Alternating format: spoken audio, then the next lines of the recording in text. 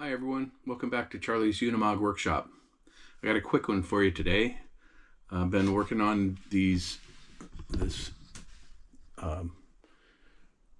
cupboard set cabinets for the kitchen area of this camper, and I've been using these locking latch drawers, which seem to work pretty well. So far so good. But once they're closed, you lock it, and now they can't come open, so they won't fly open when I'm on the road. We also have, let's see, I've got the little tilt out for under the sink, and then this was the problem that I had to solve. So this cupboard is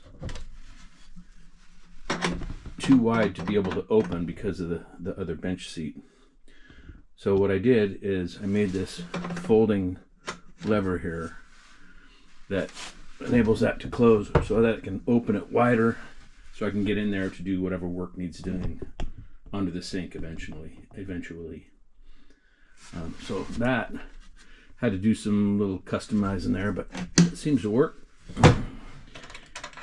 And then down here we got the refrigerator. That's all ready to go. Works like a champ. It's small, but this whole thing is small. And then I've also, just to be able to get heat out from underneath there, there's some ventilation here, so I can make sure the refrigerator doesn't heat everything up down there.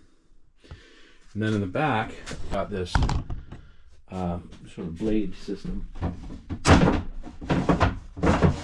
so I can stash stuff back there and be able to get to electrical and plumbing and whatnot. And when it's closed, it closes off whatever it's got back there, duffel bags or whatever.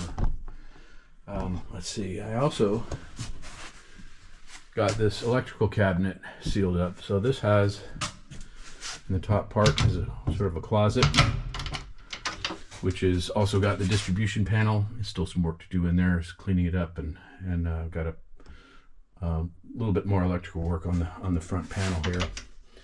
And then below we have the batteries, all the charge gear, and